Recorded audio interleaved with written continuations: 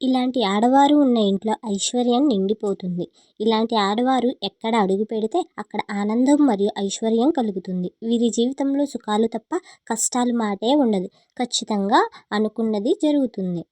ఆడవారి శరీర అమరికను బట్టి వారి అదృష్టం అనేది ఆధారపడి ఉంటుంది అని సాముద్రిక శాస్త్రం చెబుతుంది.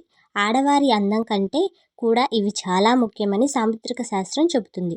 అందుకే పూర్వం రోజుల్లో పెళ్లి చూపులకు వెళ్ళేటప్పుడు పెద్దవారు అమ్మాయి బొడ్డు, పొడవు, నడక అన్నింటినీ చక్కగా చూసేవారు. కానీ ప్రస్తుతం ఇలాంటి ఏమీ పాటించడం లేదు.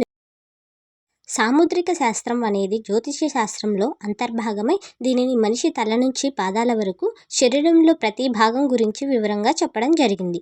స్త్రీలకు నుదిటి భాగం వెడల్పుగా ఉంటే వారు చాలా అదృష్టవంతులు. బొట్టు పెట్టుకునే ప్రదేశం నుండి పాపిట వరకు ఉంటే అంతా అదృష్టమే.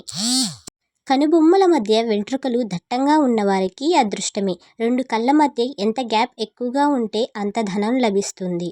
కళ్ళు పెద్దవిగా ఉండి వాటి చుట్టూ నల్లని చారలు ఉంటే వీరికి సమాజంలో గౌరవం, పలుకుబడి అందుతాయి.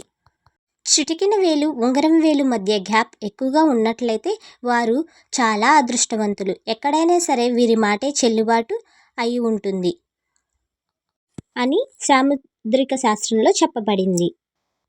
అరచేయి విశాలంగా ఉన్న స్త్రీలు ధనాన్ని ఎక్కువగా పోగు చేస్తారు. కానీ పోవడం అనేది ఉండదు.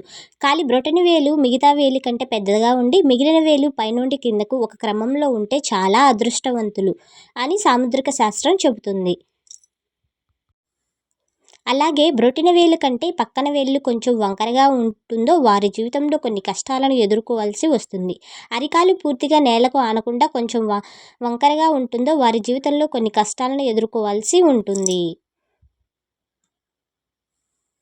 పొడవైన కళ్ళు ఉన్నవారు ధనపరంగా అదృష్టం చాలా కలిసి వస్తుంది. వీరు చాలా అందంగా కూడా ఉంటారు. మీకు కనుక మా ఛానల్ నచ్చినట్లయితే like and share and subscribe చేయండి. ఫస్ట్ టైం మీరు మా వీడియోస్ చూస్తున్నట్లయితే సబ్స్క్రైబ్ చేసి బెల్ ఐకాన్